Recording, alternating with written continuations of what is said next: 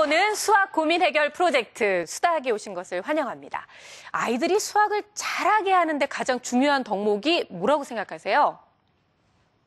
바로 호기심이라고 해요. 뭔가 궁금한 생각이 들어야지만 사실은 문제 해결에 그 열쇠가 되는 거잖아요. 그래서 저는 제 아이가 호기심을 가지고 있는 아이가 되면 너무나 반갑다고 생각을 했어요. 근데 요즘 들어서 자꾸 아이가 이러는 거예요. 엄마, 9 곱하기 9가 뭔지 알아? 81. 10 곱하기 10이 뭔지 알아? 100이지. 근데 이 녀석이 자꾸 물어보는 거예요. 11 곱하기 11은? 너무 빨리 맞추면 재미가 없잖아요. 121? 오, 어떻게 알았지? 이제 끝날 줄 알았어요. 12 곱하기 12는 13 곱하기 13은 나중에 정말 너무 화가 나서 그만해라. 자, 이게 바로 선생님들께서 그렇게 강조하시는 호기심을 키우는 것이 아니라 싹을 자르는 것이 아닌가라는 생각이 들었어요. 그래서 오늘은요, 점점 커가는 우리 아이의 호기심을 어떻게 하면 잘 키워줄 수 있는지 그 방법을 알려주실 분을 저희가 모셨습니다. 이분은요, 직접 수학을 만지고 보고 체험할 수 있게 해서 우리 아이의 수학적 호기심을 성장시킬 수 있는 방법을 알려주실 분인데요. 인하대학교 수학교육과 겸임 교수이신 장훈 교수님을 맞이하도록 하겠습니다. 큰 박수 주세요. 네, 교수님 어서 오세요. 네, 반갑습니다. 네, 반갑습니다. 교수님께서 말씀하시는 것은요, 수학 문화적 학습법. 네. 어렵습니다. 과연 이게 어떤 것일지 너무 궁금하거든요. 좀 구체적으로 예를 들어서 설명해 주세요. 네. 물론 어려운 얘기지만 아마 우리 인류가 만든 문화 속에는 수학적 요소가 굉장히 많이 들어 있습니다. 그런 것들을 좀 찾으면 수학 문화적 상황이 됩니다. 그 안에서 아이들이 스스로 어떤 문제를 발견하고 또 탐구하고 해결하는 그런 학습을 수학 문화적 학습이라고 이렇게 부르고 싶습니다. 네. 그러니까 어떻게 보면 일상생활 안에 우리의 문화 속에 숨어있는 수학을 우리가 하나씩 찾아내는 과정이다. 이렇게 이해할 수도 있겠네요. 네, 그럼요. 예. 그런데 우리 교수님께서는요, 박물관도 갖고 계시대요. 수학 박물관. 수학 박물관엔 과연 어떤 것들이 있을지 궁금하거든요. 어디에 있나요? 2008년에 네. 남양주에 처음 수학박물관이 섰고 올해 이제 서초동에 서초 수학박물관이 섰습니다. 그 안에 대체로 수학적 개념을 쉽게 직관적으로 이해할 수 있는 그런 기본적인 체험 교구들이 전시돼 있고 네. 요즘에는 또 오래된 수학적 유물들도 좀 전시돼 있습니다. 그렇군요. 예. 네. 그러니까 아이들이 가서 수학에 관련된 역사도 알아볼 뿐만 아니라 뭔가를 좀 체험해 볼 수 있는 그런 곳이라고 생각하면 될 텐데요. 요즘은 체험학습도 굉장히 중요하게 생각하시잖아요. 꼭 애들 데리고 한번 좀 가봐야겠다는 생각이 들어요. 자, 그런데 사실요, 저희가 이렇게 선생님들하고 얘기를 하다 보면 뭔가를 좀 알 것 같아요. 오늘 그래요? 집에 가면 요거 한번 해봐야지. 근데 막상 집에 가서 딱 5분도 안 돼서 생각해보면 막막하지 않으셨어요? 오늘은 선생님께서 굉장히 그 구체적인 활용할 수 있는 방법을 알려주신다고 하는데 많이 기대가 됩니다. 네, 오늘은 주로 어떤 내용을 말씀해 주실 건가요, 선생님? 오늘은 첫 번째는 이제 수학 문화적 학습에 대한 일반적인 얘기를 좀 드리고 2부에 가서는 그 구체적인 예로 무게중심에 관한 강연을 한번 해보도록 하겠습니다. 네, 뭔가 오늘 여러분들과 저하고 집에 가서 실제로 활용할 수 있는 방법을 배워볼 수 있을 것 같은데요. 큰 박수로 교수님의 강연을 청해 듣도록 하겠습니다. 네, 고맙습니다.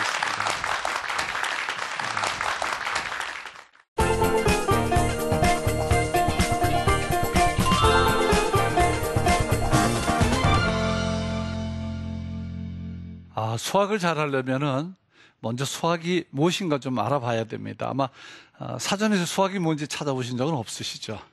그렇죠. 그러면서 우리는 늘 수학 공부를 하고 있는 거죠. 그래서 지금 여러분 화면을 한번 보시면 이제 그 레번보뼈라고 하는 게 있습니다. 레번보뼈를 어디서 들어보신 적 있으신가요? 레번보뼈는 레번보라고 하는 산에서 발굴된 것입니다. 그렇죠. 저것은 아프리카의 남쪽에서 약간 동쪽에 있는 그런 지역입니다. 거기서 저 뼈가 나와 있는 저 뼈를 보시면서 뭔가 우리 느낌이나 또는 궁금한 거나 그런 게 좀 생기실 수 있습니까? 보통 우리 수학 문화적 수업을 할 때는 첫 번째가 문제를 잘 찾아내는 일이 중요합니다. 그것은 호기심과 상상력이 꼭 필요한 장면이죠. 아마 수학을 잘하기 위해서는 그런 능력이 너무나도 중요합니다.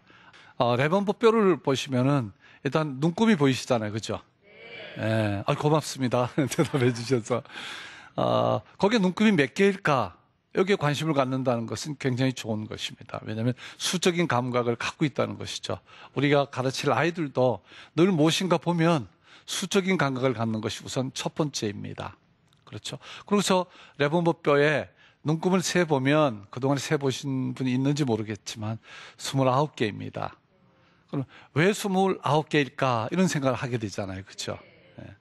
수학 문화적 학습의 기본적인 구조가 맨 처음에 어떤 저런 뼈가 있다는 것은 수학 문화적 상황이 있는 것이죠. 그렇죠. 아이들을 늘 수학 문화적인 상황에 아이들이 가도록 좀 도와줘야 됩니다. 그리고 그 속에서 첫 번째가 문제를 찾는 일입니다. 그렇죠. 그러니까 뭔가 궁금한 것이 생겨야 됩니다. 궁금한 것이 무엇인지 우리가 가르쳐주면 안 되고 찾아내도록 도와오고 안내하는 일이 중요하죠. 그리고 여러분들은 이제 두 번째 단계인 탐구를 해야 됩니다. 그럼 왜 29개죠? 자기가 가지고 있는 어떤 정보를 잘 활용해서 뭔가 답을 할 수 있는 기회를 주는 거죠. 여러분 생각이 어떻습니까? 왜 그 35,000년 전의 뼈입니다, 저게. 우리 35,000년 전에 어떻게 저런 뼈를 만들었는가 궁금하시지만 그땐 구석기 시대잖아요. 돌로 이렇게 새겼을 겁니다. 왜 29개를 했을까요? 그렇죠? 아마도 달의 모양이, 자 이제 달의 모양을 한번 보실 텐데 이건 그냥 요즘 사진을 찍은 겁니다. 1번에 있는 달과 30번에 있는 달이 아마 같은 모양입니다. 그렇죠?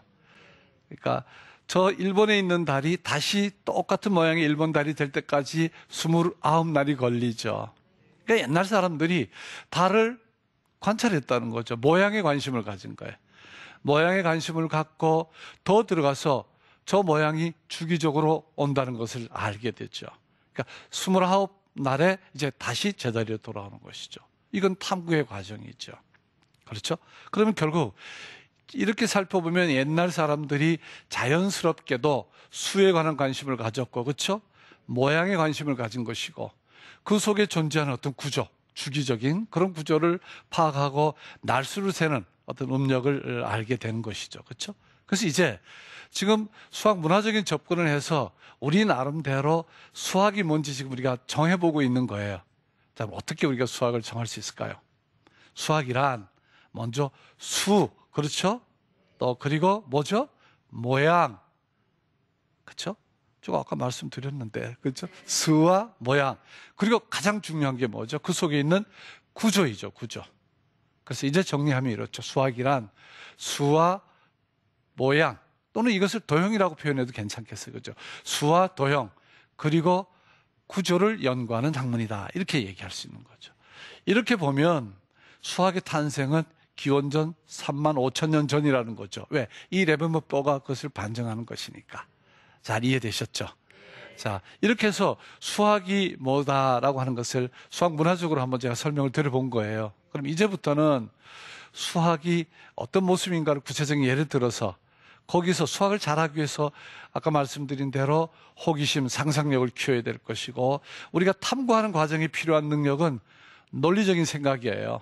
논리적인 생각을 하고 그 문제를 해결했으면 정리하는 힘이 필요합니다. 그런 것들을 한번 느껴보도록 하겠습니다.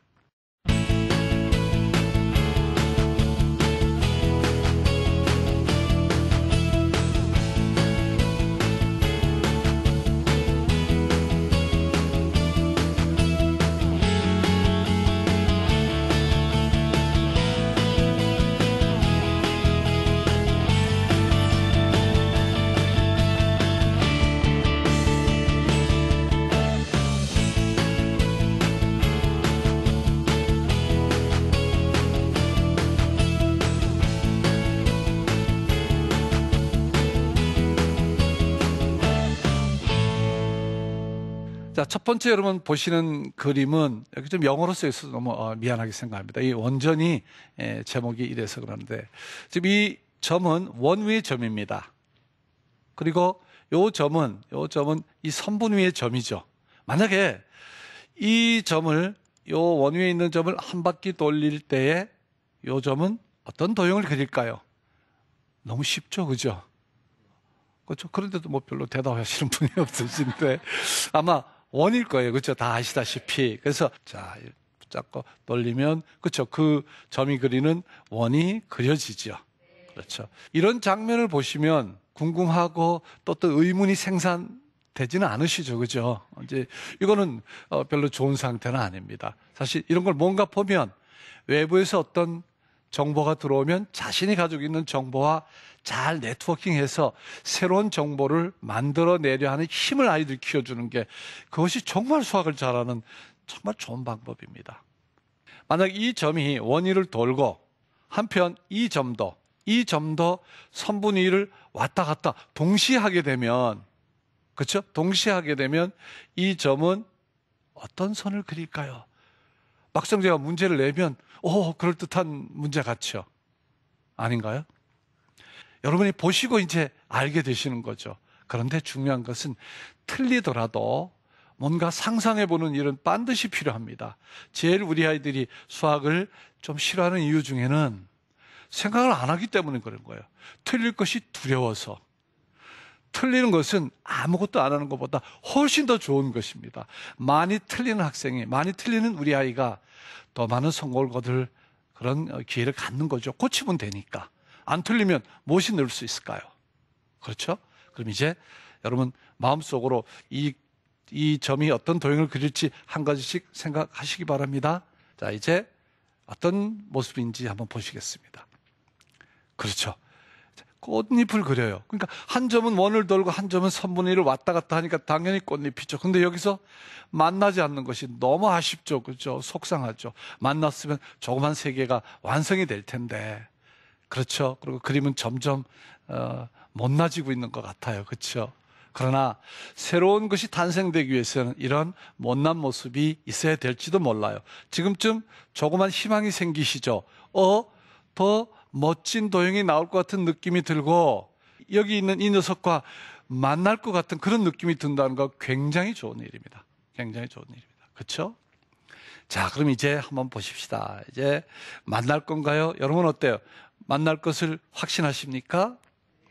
네. 자, 이제 만났죠. 그렇죠? 매우 아름다운 도형이 나왔습니다. 우리는 모양에 관심을 갖습니다. 그렇죠? 자, 이제 궁금증이 또 다른 질문이 여러분 가슴 속에서 오물오물 생산이 됩니까? 네. 우리 아이들이 자연적으로 그렇게 되도록 도와줘야 됩니다. 이걸 딱 보고 어떤 필이 좋은 아이들은 꽃잎의 개수가 궁금한 아이들이 있어요. 얼마나 멋진 아이들입니까? 그런 아이가 되도록 도와줘야 됩니다. 꽃잎의 개수와 또 바깥에 이 원 위에 있는 점이 원을 몇 바퀴 돌았을까? 그렇죠? 이런 것들을 잘 따져서 구조적으로 이해하면 원주율 파이의 근사값을 계산할 수 있습니다. 아, 저런 그림 속에서 또 우리는 또 하나의 수학을 찾을 수 있구나. 이런 생각을 좀 여러분 해주시기 바랍니다. 자, 이번에는 다음 주제를 한번 보실 텐데 보통 삼각형을 그리라 그러면 이렇게 많이 그립니다. 그렇죠? 그리고 여기는 세각의 크기를 제가 지금 재놨습니다. 그런데 어떤 특별한 아이들은 이런 삼각형을 그린 아이가 있을까요? 삼각형을 그릴 때 이렇게 그리면 우리는 매우 걱정되죠. 저 아이가 지금 어떻게 되려고 저러냐. 근데 수학적으로 보면 정말로 좋은 거예요. 왜? 남들과 다르기 때문에. 창의력이라고 하는 것은 다른 것이 죄악이 아닙니다. 우리는 뭔가 많은 사람이 선택한 길에 들어가지 않는 것이 불안할지 모르지만 수학만큼은 자유로운 것입니다. 수학자 칸토로는 수학은 자유롭다고 그랬습니다. 그 자유로운 사고가 창의성의 기본이 되는 것이죠. 그래서 지금 이런 삼각형도 막 생각하는 그런 아이들이 돼야죠. 이럴 때 요 점이 이 선분 가까이 가면 이 각의 크기가 심상치 않습니다. 그렇죠? 자, 이렇게 가까이 가면 점점 어떤 값에 가까이 갈까요? 저 점이 만약에 선분 위로 올라가면 삼각형이 아니겠죠. 선분 위에 딱 갔다가 다시 올라오는 순간부터 삼각형이에요. 저것을 곰곰이 생각하다 보면 삼각형의 세 내각의 합이 본디 180도 같은 느낌이 저절로 안 생기십니까? 그렇죠. 평각이었다가 서로 놀아가는 거예요. 그렇죠. 그런 것이죠, 바로. 저런 환경을 준다는 게 매우 중요하고 이런 생각을 하도록 돕는 일이 참으로 중요한 것입니다. 이번에는 좀 색다른 문제를 하나 보여드릴 텐데 위에서 보면 이런 원의 모습이에요. 앞에서 보면 네모, 옆에서 보면 세모, 이런 도형을 그려보아라. 이 그리는 것도 굉장히 중요해요. 그려보아라. 아이들이 잘 못 그릴 거예요. 왜냐하면 첫 번째 문제는 이 세 개의 정보를 늘 아이들은 한꺼번에 생각하려고 해요. 그렇죠? 정보 처리라고 하는 것은 늘 주어진 정보를 한꺼번에 처리하는 것만 있는 게 아니잖아요. 단계적으로 논리적으로 생각하는 방법도 중요한 거죠. 아이들이 어떤 어려운 문제에 다다르면 그 문제가 처음 출발한 쉬운 곳으로 돌아가는 일은 정말로 중요한 것입니다. 그래서 예를 들면 위에서 보면 원 모양으로 보이는 물건을 얘들아 뭐가 있을까? 여러 것이 있죠. 뭐 원통도 있고 공도 있고 원뿔도 있고 그렇죠. 그다음에 앞에서 보면 네모가 되는 그런 것은 뭘까? 여기까지는 보통 아이들은 다 잘 찾습니다. 왜냐하면 경험 속에 있기 때문에. 제가 보여드려 보면 이런 캔의 모습이죠. 그렇죠? 저건 위에서 보면 원이고 앞에서 보면 네모죠. 그런데 옆에서 보면 세모가 돼야 되는 이게 문제예요. 아이들은 생애 저런 것을 본 적이 없을 거예요, 아마. 왜? 저것은 존재하지 않는 것일 수도 있으니까. 결코 보지 않았다고 해서 존재할 수 없다는 건 아니잖아요. 용감하게 생각을 하도록 도와야 되는 거죠. 자, 그러면 여기까지 두 가지의 정보를 합하면 이런 것이 되는데 여기에서 옆면이 세모가 되도록 우리는 어떻게 할 수 있을까? 용기를 내서 너의 생각을 한번 말해봐. 이런 게 중요하죠. 그럼 어떻게 하면 될까요? 여기서 이 중간에서 양쪽으로 내려가는 끝으로 자르면 됩니다. 이렇게 말한다고 금방 이해가 안 되시죠? 제가 한번 그림을 보여드려 볼게요. 자, 바로 이런 답이 될 겁니다. 그렇죠? 그래도 잘 안 닿죠. 그래서 여기 준비가 되어 있습니다, 여러분. 여러분, 앞에서 보면 원이죠.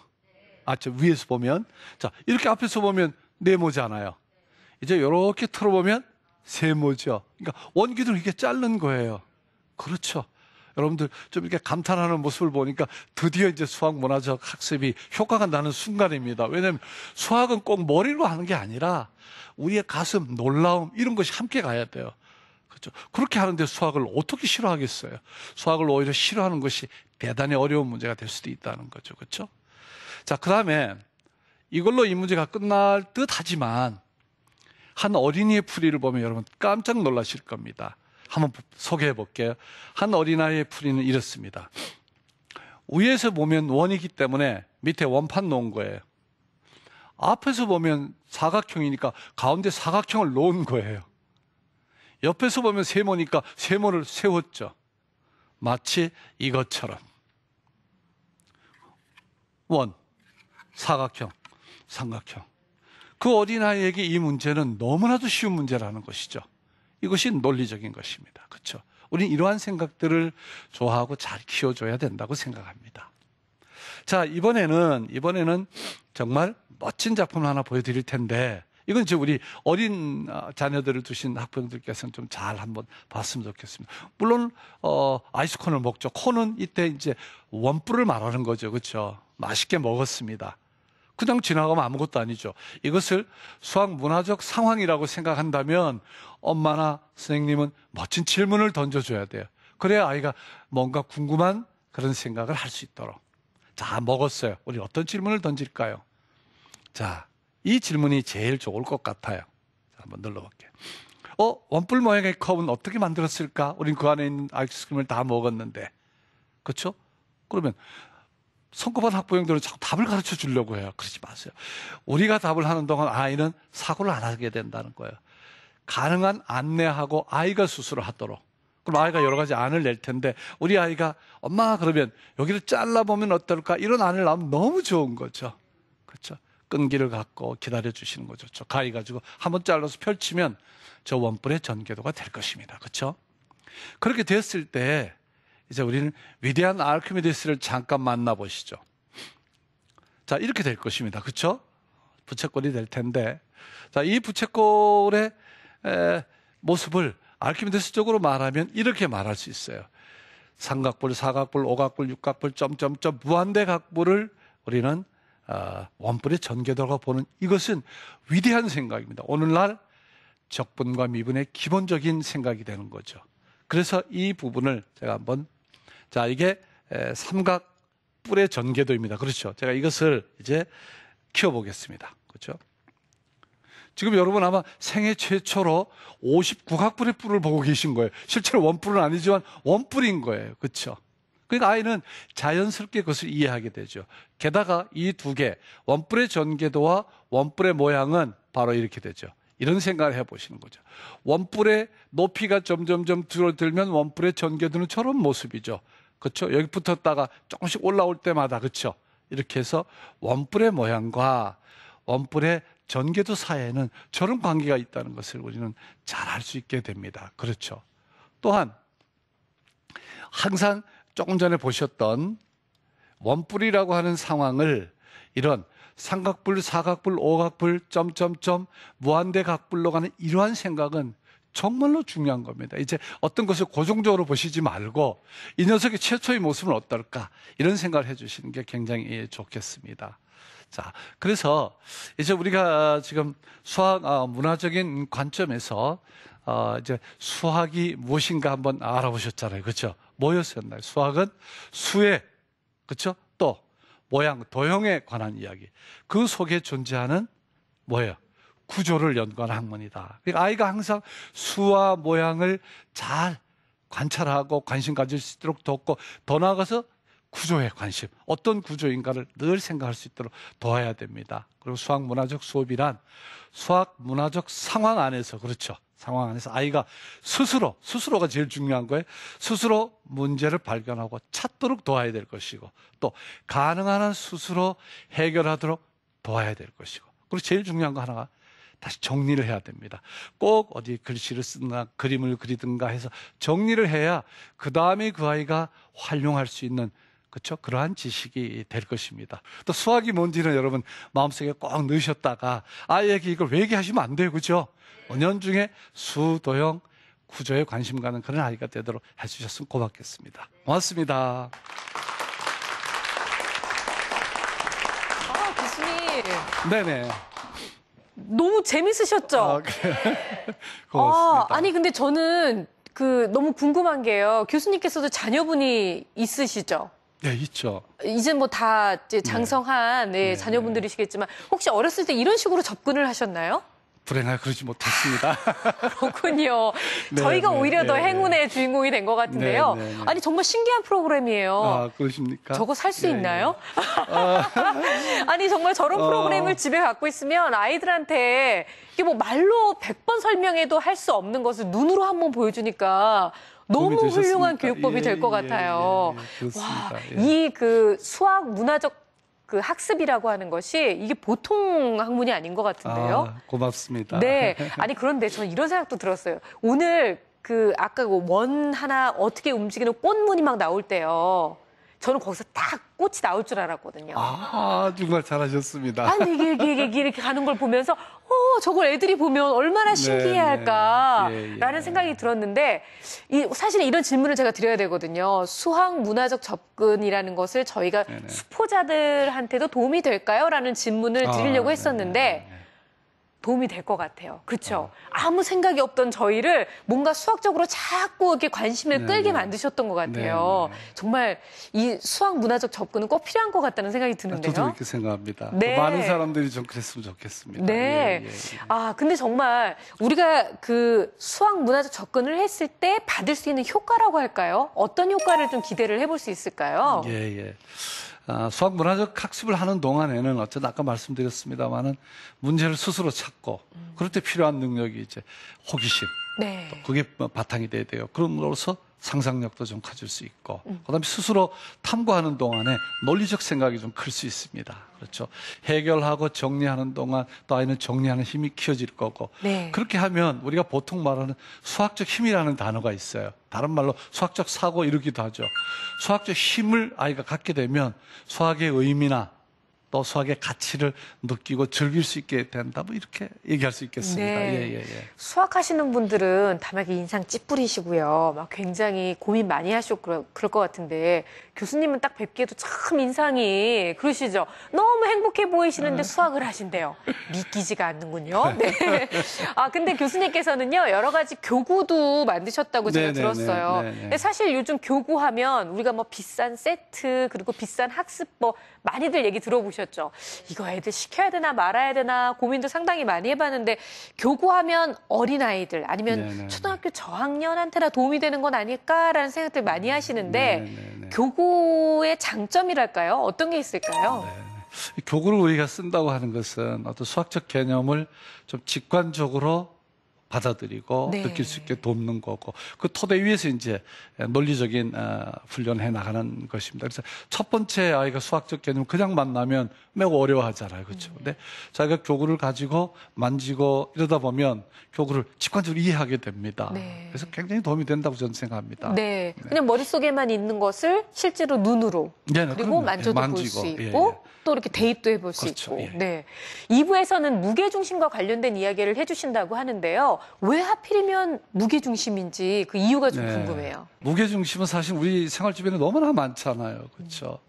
게다가 무게중심을 통해서 제가 설명드리고 싶은 것은 우리가 정말 달라 보이는 개념이 있어요. 네, 그냥 보면 이거 완전히 다른 건데 수학적인 어떤 생각으로 보면 같을 수 있다는 거예요. 수학의 매력이 같은 것 속에 다름을 찾는 것도 있고 전부 다른 것 중에 같음을 찾는 그런 게 수학의 매력입니다. 그래서 그런 걸 좀 이렇게 보여드려 볼까 해서 네. 선택했습니다. 그냥 말로 들었을 땐 다른 것 안에 같은 것 안에 다른 무게중심하고 예, 예, 무슨 예. 상관일까 싶으실 텐데요. 2부 강연을 청해 들으면 분명 그 이유를 저희가 알 수 있을 것 같습니다. 그렇습니다. 큰 예, 박수 예. 주시기 바랍니다. 네, 고맙습니다.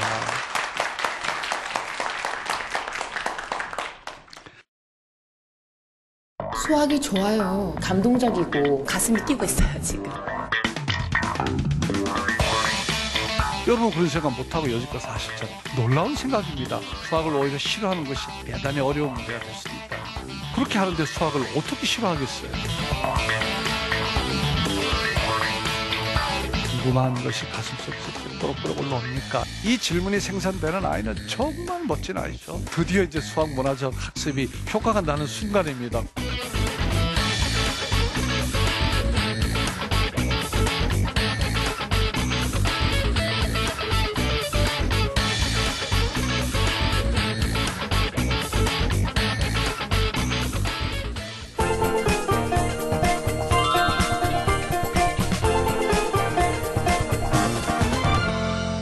첫 번째로 무게중심 이야기를 이제 해 나갈 텐데 첫 번째 여러분 보실 그림은 다음 그림입니다. 지구를 들어 올릴 수 있다. 아마 이걸 요즘 이런 생각을 하면 아마 좀 정신이 이렇게 나간 사람이라고 생각할지 우리 아이들이 만약 그랬다면 얼마나 여러분 학부형들을 화를 낼 거예요. 그렇죠? 그러나 이 얘기는 참 오래된 얘기입니다. 제가 하나의 그림을 더 보여드릴 텐데 양쪽 그림에 공통적으로 지금 지구를 들어 올리는 모습이 들어있잖아요. 그렇죠? 왼쪽에 있는 그림은 이탈리아 피렌체에 있는 미술관의 벽화입니다. 1600년대 벽화고 오른쪽에 있는 것은 영국에서 발행된 어떤 잡지의 표지입니다. 판화입니다. 판화 1800년도죠. 그러면 이 두 그림에 공통으로 들어있는 저 지구를 들어 올리는 저 아이디어는 누구 아이디어였을까요? 혹시 아시는 분 계세요? 자, 바로 아르키메데스의 생각입니다. 여러분 알고 계셨죠, 사실은? 예, 예. 이것은 우표입니다. 우표이고 가봉 우표예요. 우리는 저런 우표를 만든 적이 없는 것 같은데 제가 보기에는 이 우표 한 장에 아르키메데스의 업적과 생애가 잘 드러나 있어요. 여전히 지구들을 올리는 그림이 있고요. 그렇죠? 그러면 이 지구들을 올리는 이 이야기는 도대체 언제 생긴 거냐? AD 340년경에 수학자 파포스라는 분이 있어요. 그분이 쓴 책에 아르키메데스가 이러이러한 생각을 했네라고 쓰여져 있어요. 어떤 말을 했냐면 이런 얘기를 했습니다. 뭐라고 쓰여져 있나요? 충분한 길이의 지렛대와 단단한 받침대, 그렇죠? 그 그림을 좀 보시면서 지구도를 올릴 수 있다 이런 얘기예요. 여러분 뭐 믿으십니까? 그냥 의아하십니까? 아이들은 놀릴 수도 있죠. 그러나 여기서 참 중요한 것은 제가 아까도 말씀드렸습니다만 수학 문화적 학습에 정말 중요한 것은 상상력입니다. 이러한 그 당시에 BC 300년, 400년 이때 사람이 지구를 둘러 올린 생각을 했다는 것은 너무나 멋진 상상력이죠. 그럼 이와 같은 이야기를 한 근본 그 원인은 뭘까요? 그 배경은 뭘까요? 바로 지렛대 원리입니다. 그렇죠? 이 지렛대 원리는 아르키메데스가 자신의 저서인 평면의 균형이라는 책에 잘 설명되어 있습니다. 그런데 지렛대를 아르키메데스가 발명한 건 아닙니다. 그전 사람이 이미 발명했고 아르키메데스가 한 일은 자신의 저서에서 잘 설명한 일이죠. 지렛대의 원리를 설명하는 가장 간단한 그림이 바로 이 그림입니다. 그렇죠? 자, 양쪽에 똑같은 무게가 매달리면 무게 중심은 같은 거리에 있을 것이고, 그다음에 한쪽에 하나, 한쪽에 둘이면 무게 중심 위치는 여러분도 아시다시피 2대 1 위치에 있죠. 물론 이 자체를 아이 스스로 찾아갈 수 있도록 할 수 있죠. 오늘은 제가 그렇게는 안 하겠지만, 그렇죠? 그런데 하나 물어볼게요. 지금 하나, 둘 이렇게 추가 매달려 있는 이 실험을 한번 해본 적 있어요? 진짜 저렇게 성립할까요? 별로 그런 생각 없으시죠? 그게 우리가 수학을 어떤 지식으로 그냥 받아들이는데 익숙한 모습이에요. 아이가 의문을 가지고 뭔가 자꾸 되묻는 일은 지극히 좋은 일입니다. 지극히. 여러분이 대답할 수 없는 질문을 할 때는 더 좋은 일입니다. 꼭 안아주시고, 나는 잘 모르지만 너의 질문 하나만큼은 정말 멋지다, 위대하다. 아르키메데스 같구나.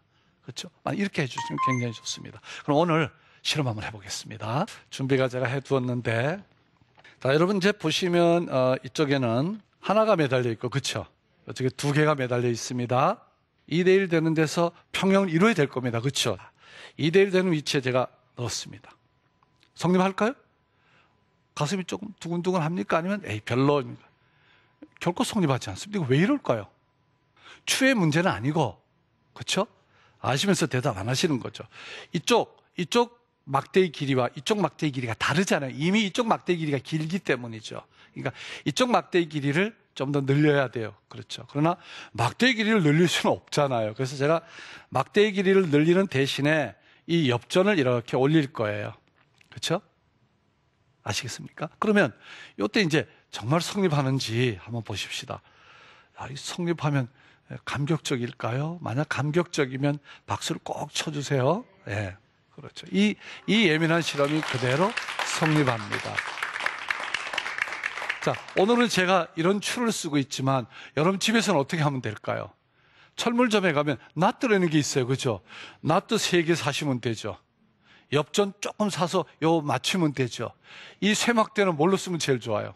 오뎅막대가 제일 좋습니다. 그죠? 오뎅막대 써서 끝에 뾰족한 부분을 좀 자르시면 얼마나 좋겠어요. 그리고 실 쓰시면 얼마든지 아이들과 함께 할 수 있습니다. 그렇죠? 우리가 주변에 있는 것으로 한 번도 안 해본 이 실험을 하는 동안 아이는 아마 너무나 많은 수학적 사고를 키워갈 것입니다. 잘 이해되셨죠? 네. 자, 이렇게 해서 이제 지렛대의 원리는 조금 설명이 되었고, 그 다음에 뭐 궁금한 것이 가슴속에서 이렇게 뽀록뽀록 올라옵니까? 아니면 아무렇지도 않습니까? 엄마 아빠가 조금 아이스럽고, 그렇죠? 좀 생뚱맞은 뭐가 이런 게 생산이 되어야 아이가 닮아가요. 뭔가 가르치는 것처럼 얼마나 위험한 것이 없어. 아이는 망쳐질 수도 있습니다. 가르친다는 것이 꼭 좋은 게 아닙니다. 아이가 생각으로 돕는 것은 또 제가 한번 강조를 드리는 거고, 수학문화적 학습은 그것을 하지 말자는 겁니다. 그렇죠? 가르치지 말자. 이건 좀 너무 심한가요? 안내하자는 거죠. 스스로 갖는 것만이 가치 있게 아이에게 큰 힘이 될 것입니다.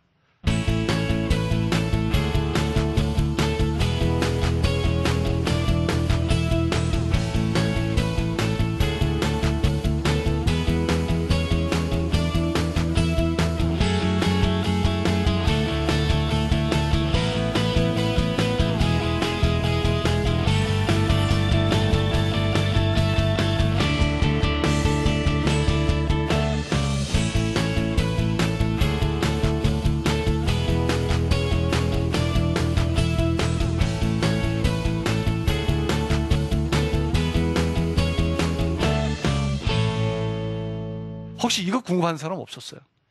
우리가 2군데 달았지만 추를 여러 군데 막 달았을 때는 무게중심이 어디일까? 이 질문이 생산되는 아이는 정말 멋진 아이죠. 정말 2번 안아줘야 됩니다. 그렇죠? 이 문제를 해결하기 위해서 우리는 아르키메데스의 무게중심을 조금 공부해야 됩니다. 한번 보실까요? 자, 아르키메데스의 무게중심은 정말로 위대한 생각 중에 하나입니다. 자, 이렇게 옆으로 공 모양이 연결된 것이 있어요. 이럴 때는 10개입니다. 무게중심은 당연히 가운데 5개 있는 부분이겠죠. 그렇죠? 아르키메데스는 어떤 생각을 했냐면 이렇게 옆으로 쭉 퍼진 것을 한 군데 모으면 안 될까라는 생각이죠. 한 점에 작용하는 그런 무게로 보자는 게 아르키메데스의 핵심적인 아이디어입니다. 이게 아무것도 아닌 것 같지만 놀라운 생각입니다. 여러분 그런 생각 못하고 여지껏 사셨잖아요. 그렇죠? 그냥 무게중심인가 보다 하지만. 그래서 그 생각은 이런 생각이죠. 무게는 똑같고 무게중심의 위치가 같다면 그렇죠?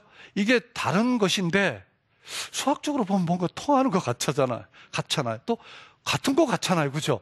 무게중심 위치가 같고 매달려있는 총 무게가 같고.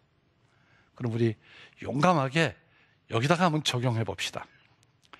그렇죠? 하나, 둘, 그렇죠? 따로 떨어져 있지만 무게중심의 위치가 정해져 있잖아요. 그 무게중심 위치로 얘들을 모으는 생각을 할 수는 없을까요? 할 수 있죠. 그죠? 바로 이거죠. 그럼 얘네 둘이는 왠지 통할 것 같죠? 같은 것 같은 느낌. 이럴 때는 논리적 생각이 필요하단 말이에요. 논리적 생각이. 어떤 논리적 생각을 할 수 있을까요? 역시 아르키메데스의 위대한 생각. 아까 우리 원뿔 정교대 할 때 했잖아요. 삼각뿔, 사각뿔, 오각뿔, 점점점 원뿔 하는 이 생각입니다. 어떻게 하면 좋을까요? 2대1의 위치인데 이렇게 해도 2대1이죠. 양쪽에서 각각 절반씩 들어간 거예요. 위치가. 이 위치 정말 멋진 생각이죠. 이 생각을 하는 것은 수학이 움직이는 거예요. 고정적으로 보지 않지요. 2대1 고정적으로 외우는 것은 우리 아이들이 보통 하는 단순한 지식 감기 지나지 않습니다. 이것은 수학이라고 하기가 좀 어려워요. 2대1이라는 것은 위치를 고정하는 게 아니잖아요. 관계일 뿐이지.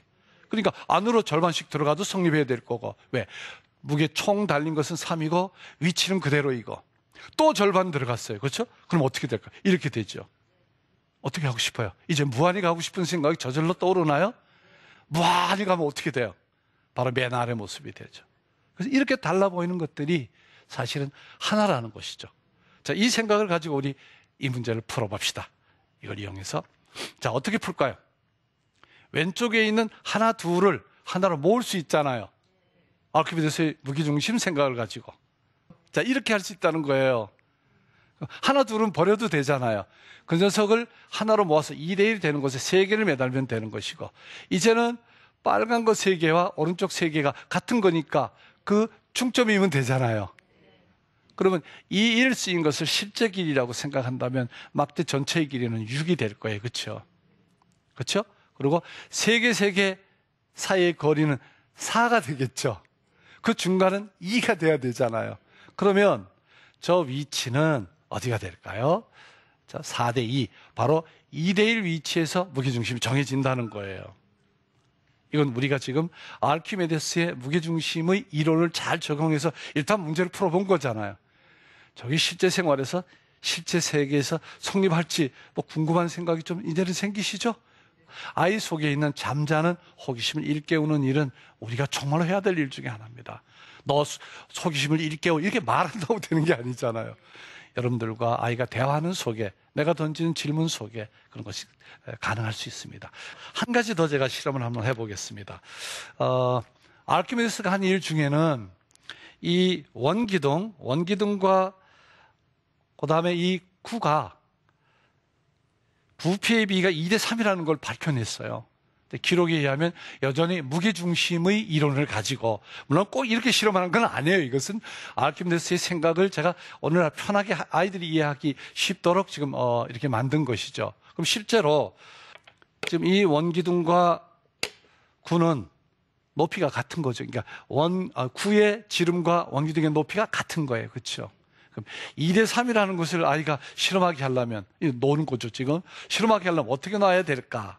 그러니까 지금 여기는 2에다가 놓고 9는 3에다가 놓아서 얘가 수평을 이룬다면 이건 부피가 2대3인 거죠. 그렇죠?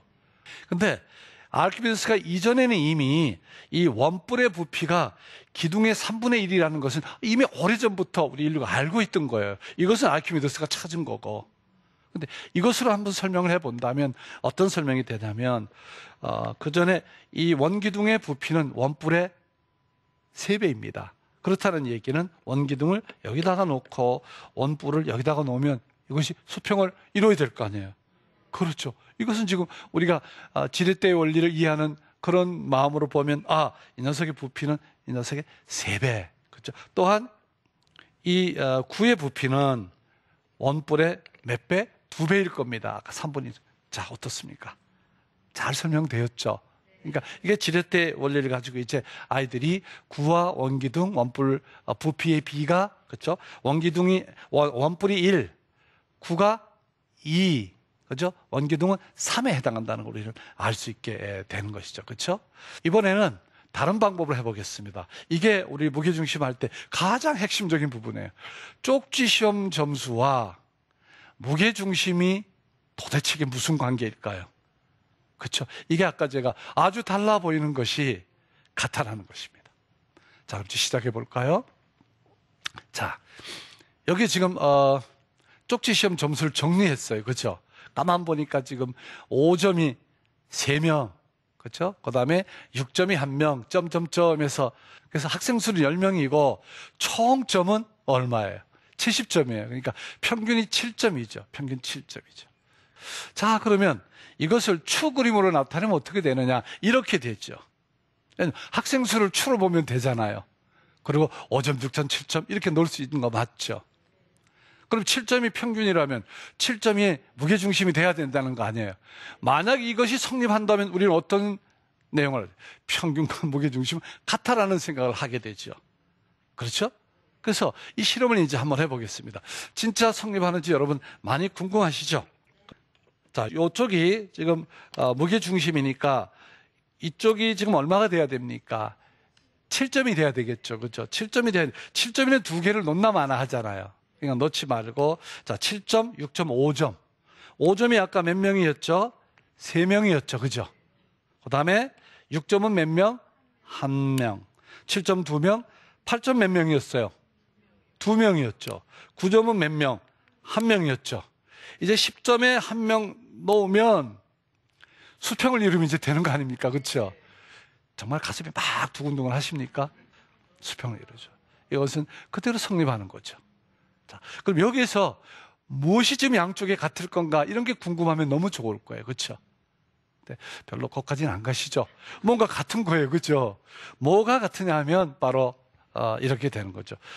쪽지 시험하고 무게중심하고 같은 이유는 평균과 무게가 같다는 뜻이죠. 그렇죠? 그것은 기본적으로 수학적 개념으로 보면 같다라는 것이죠.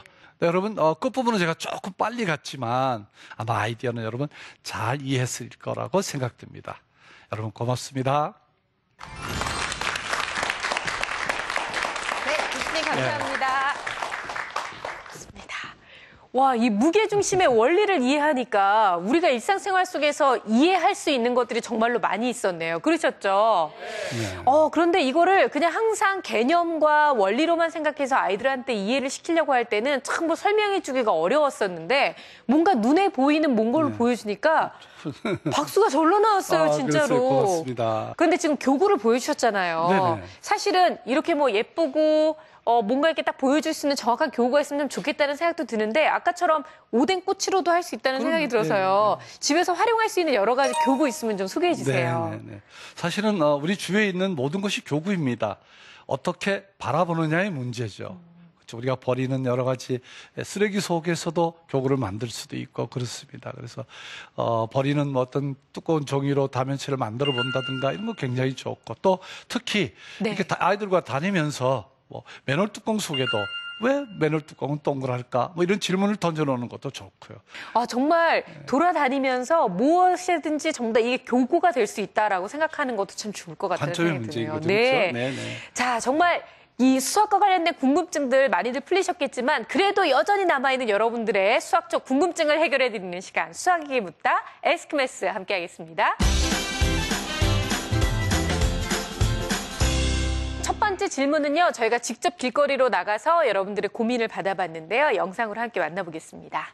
대학생 때만 돼도 별로 수학을 쓸 일이 없는데 고등학교 때는 왜 그렇게 어려운 수학까지 배워야 하는지 궁금합니다. 그러게요. 저희가 수학하기 싫어서 문과 계열을 그러게, 선택해서 예. 갔는데 거기서도 수학을 해야 된다는 거예요. 맞습니다. 예. 근데 이렇게 나이가 들고 보면 사실 수학 별로 없어도 괜찮던데? 뭐 이런 생각 좀 들잖아요. 교수님은 좀 속 시원하게 말씀해 주시죠. 이 질문 굉장히 어렵습니다. 이게 네. 속 시원한 답이 누가 할 수 있겠는지 모르겠지만 우리가 수학을 하는 이유를 대학 입시적 관점에서만 보지 말고 네. 사람이 행복하게 살기 위해서 수학을 한다 이렇게 생각을 좀 바꿨으면 좋겠어요. 네. 예, 어렵게 생각 말고 그렇죠. 예. 아니 근데 오늘 보니까 정말 재미있는 수학, 행복한 수학이 교수님의 방법대로라면 좀 가능할 수 있지 않을까 싶습니다. 무조건 이거 뭐 공부한다고만 생각할 게 아닌 것 같기도 예, 해요. 예. 자, 이번에는요. 저희 방청석에 오와주신 분들의 현장 질문을 좀 받아보려고 하는데요. 네, 뒤에 어머님. 네, 제가 오늘 선생님 강연 들으면서 참 많은 걸 배웠고요. 제가 궁금한 건 요즘에 아이들이 이제 수학과 관련된 도서들이 굉장히 많잖아요.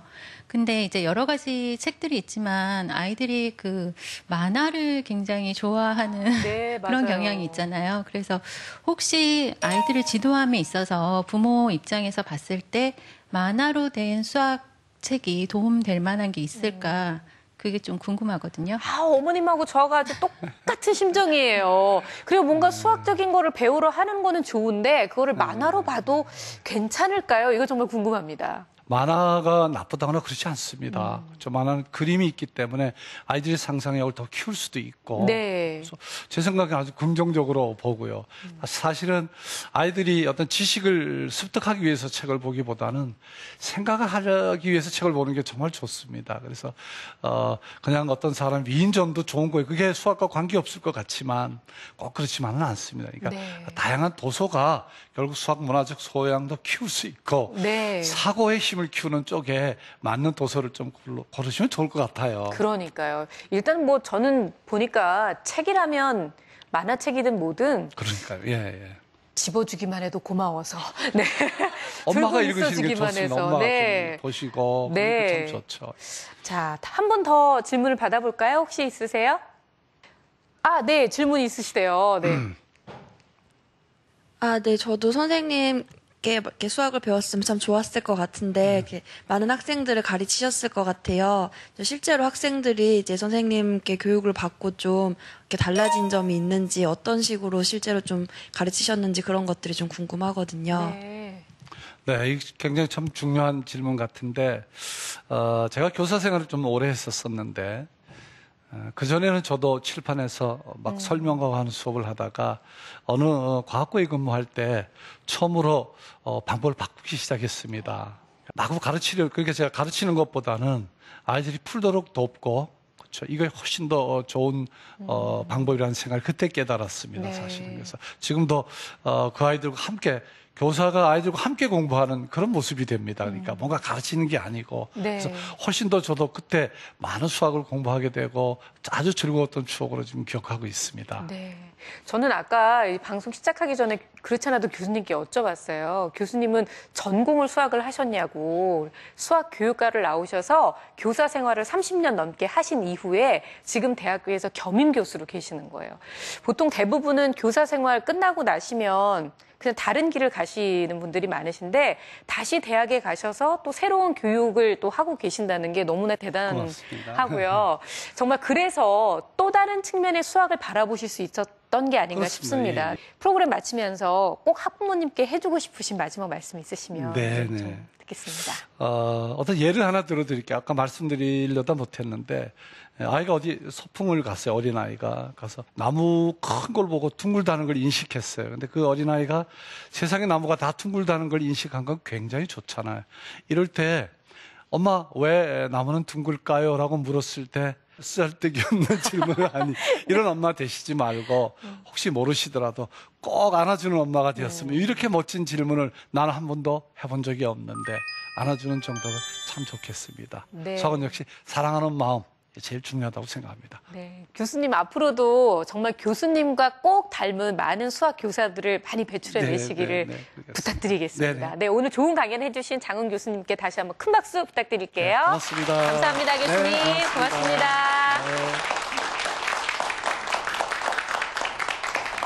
네, 오늘 강의 어떠셨어요? 정말로 새로운 접근이라는 느낌이 드시죠? 저는 수학을 진행하면서 수학이라는 것은 단순히 숫자와 관련된 학문이 아니구나라는 걸 요즘 많이 느끼고 있습니다. 어떻게 보면 넓게 보면 스토리텔링이라는 생각이 드는데요. 수학 안에서도 수학 공식을 만들어낸 사람들의 이야기가 있고 수학의 역사가 있고 그런 스토리들을 통해서 아이들에게 수학적 호기심을 자극할 수 있지 않을까라는 생각이 듭니다. 오늘 집에 가셔서 그냥 아이들에게 무조건 호기심을 어떻게 하면 자극하면 되지? 라는 것만 생각하지 마시고 호기심 어린 질문을 했을 때 무시하지 마시고 선생님 말씀해 주시면 꼭 안아주는 거 기억해 주시길 바랄게요.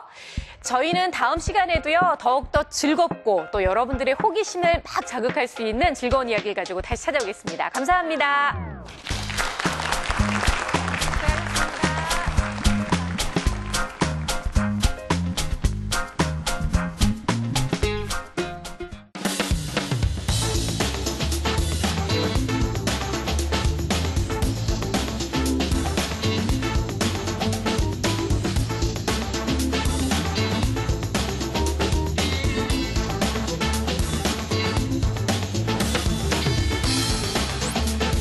놀이 수학이라는 겁니다. 주변에서 뭐 흔히 구할 수 있는 거죠. 굉장히 수학을 갖다가 잘할 수가 있다라는 겁니다.